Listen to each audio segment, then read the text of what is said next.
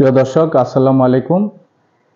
নির্বাচন নিয়ে আমরা একটা ধূম্রজালের মধ্যে আছি। আমরা দেখেছি যে যারা বিগত বছরগুলিতে ফ্যাসিস্ট বিরোধী আন্দোলনে ছিল, তারাই এখন নিজেদের মধ্যে ভেদাভেদ সৃষ্টি করছে এবং এই ভেদাভেদ সৃষ্টির মূল কারণ হচ্ছে সরকার সংস্কার কমিশন, যা থেকে জাতীয় ঐকমত্য কমিশন হয়েছে।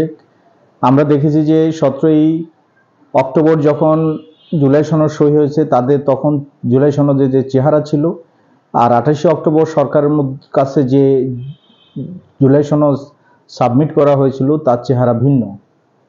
এই যে মতানৈক্য সৃষ্টি হয়েছে, এটা নিয়ে দেশে একটা অস্থিরতা সৃষ্টি হয়েছে এবং এই অস্থিরতার পিছনে অনেকেই কলকাঠি নাড়ছেন। দেশি বিদেশি যে বিভিন্ন সংস্থা আছেন, বিভিন্ন দল আছেন, যারা পতিত সরকার ছিলেন তারা আছেন।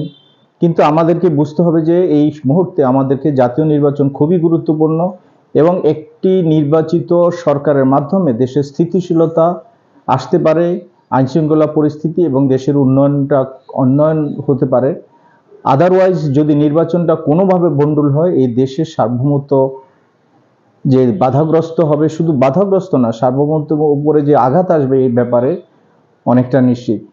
তাই আমাদের সকলকে সচেতন হইতে হবে এবং কিভাবে নির্বাচনে যাওয়া যায় এবং একটা সুষ্ঠু, অবাধ ও সুষ্ঠু নির্বাচনের মাধ্যমে কিভাবে একটি গণতান্ত্রিক সরকার প্রতিষ্ঠিত হতে হয়, সকল রাজনৈতিক দলকে সেই চেষ্টাটা করতে হবে।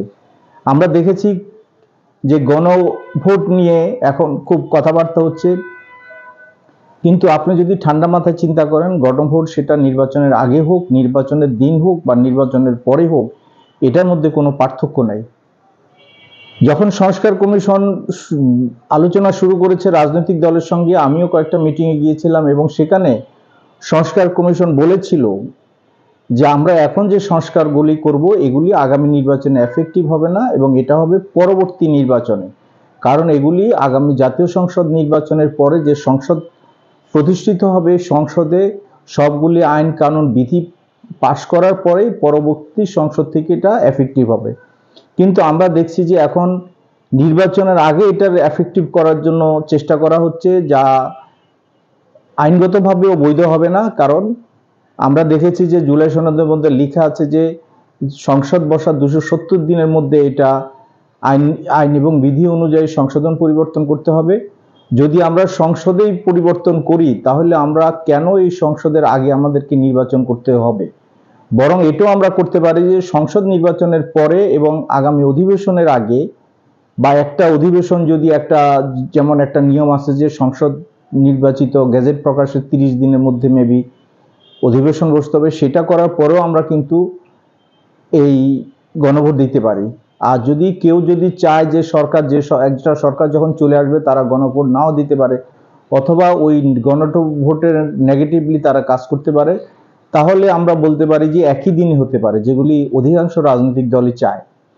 তা আমি সকল দলকে বলবো যে আপনারা অহেতুক নিজেদের এই বাড়াবাড়িতে গিয়ে বাংলাদেশকে অস্থিতিশীল করবেন না, বাংলাদেশকে পিছিয়ে দিবেন না এবং বাংলাদেশে যে একটা গণতান্ত্রিক সরকার প্রতিষ্ঠা হওয়ার সম্ভাবনাও এসেছে সেটাকে আপনারা ধূলিসাৎ করে দিবেন না। কারণ বিগত 17-18 বছর থেকে মানুষ এই ভোটাধিকারের জন্য আন্দোলন করেছে, একটা ফেয়ার রাজনীতি ইলেকশনের মাধ্যমে একটা গণতান্ত্রিক সরকার প্রতিষ্ঠার জন্য কাজ করেছে।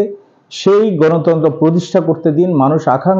মানুষের যে আশা আকাঙ্ক্ষা, সেই আশা আকাঙ্ক্ষাকে পূরণ করার জন্য একটা সময় হয়েছে, সেইটাতে আমরা সবাই হাত বাড়িয়ে দিই। আমাদের মধ্যে যেন কোনো ইগো না থাকে এবং সরকারকে বলবো, সরকার যে ভুল করেছে, এটা বলা যেতে পারে, অনেকে ব্যাখ্যা দিচ্ছেন যে সরকার রাজনৈতিক দলগুলির সঙ্গে প্রতারণা করছে। আমি সেভাবে বলতে চাই না, তবে বলবো যে ভুল করেছেন আপনারা সেটাকে শুধরিয়ে এখন অবশ্যই আপনাকে দায়িত্ব নিয়ে কিভাবে সবাইকে করে কনভিন্স করে একই দিনে সংসদ এবং গণভোট দেওয়া যায় সেই চেষ্টা করতে হবে। সুতরাং সরকার এখন একটা বেকায়দা পরিস্থিতির অবস্থা করেছে এবং সরকারের দায়িত্ব হবে এটাকে উত্তরণ করা। ধন্যবাদ সবাইকে। আসসালামু আলাইকুম।